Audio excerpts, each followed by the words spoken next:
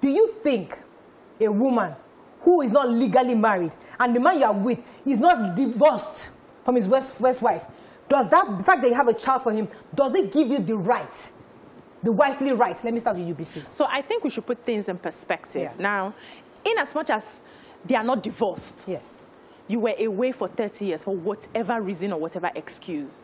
Somebody else was playing your role. Somebody else was nurturing this man. Somebody else was taking care of this man.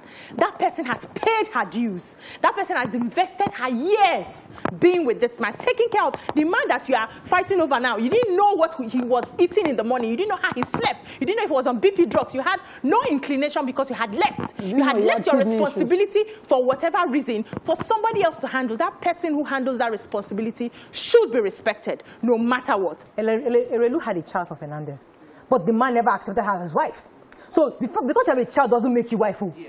It doesn't make you wife. No, having a child doesn't make you a wife. Simple. Your child is the child. Yes. But being a companion makes you a wife. And even more of a wife. How? Yeah, lawyer. No, come to me. Here is where I stand. A certificate does not make you a companion.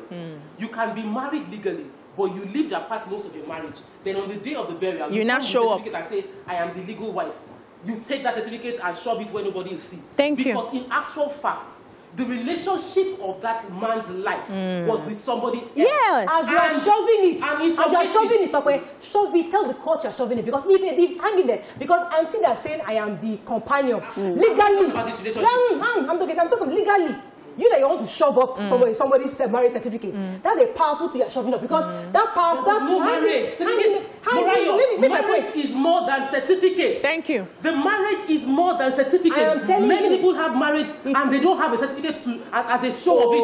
But if you have a certificate, do you have a marriage? There are two different things. And the point I'm trying to make is that don't water down the document of marriage because the first wife is one that has the right to anything that man owns.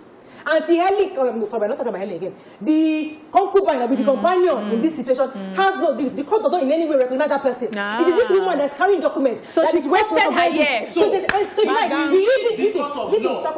the court of morals. So you are there. Thank you. Listen. So you are there. Giving daddy breakfast, dinner, servicing daddy. Yes. You mean daddy? Servicing back to your father's house. You carry documents. Let me get everything. So let's break all the elements. First element, that man was a polygamist. End of story. Forget marriage act. What he did when he was early, when he was in school, when he was a young doctor. In his late life, the lifestyle that he lived, and one of the things that the court usually decide with is your lifestyle, is that he was a polygamist. End of story. The first wife knew to respect his lifestyle. She stayed out. She did not fight him. She shouldn't be fighting after his death. This fight's a property fight. There's nothing there. No, you don't. Wait, let me explain the submission to you. Now, a woman that the man have divorced, that he did not accept, that born for him, I accept my child, I did not accept you. You try to pin me with pregnancy is a different matter. But recognition is legitimacy. Recognition is acknowledgement. In his lifetime, that woman was allowed to go come. She had free access. She was with him everywhere. She's his wife. No, I don't know. No, wait. Now I'm coming legal. Now under the administration of states law that we have across states, and I know 4 states that amended before I graduated. Helen Prest and her child will come under. No. I'm just explaining. People like we come under their section 4, which come and show of the. You know, the first state was the first state was Kwara State, where women started bringing their certificate out, say, I'm married under the marriage. I'm married. The House of Assembly went and amended their law and created that law. Everybody that can show dependence, link, line to this person in his lifetime, come and claim your own, even when there's a will. For me, this issue we are trying to solve right now wouldn't have been happening if this man had cleaned up his house before leaving. And it's very important because there are still people who like to get into polygamy tomorrow. It's a way of life for them and they want it.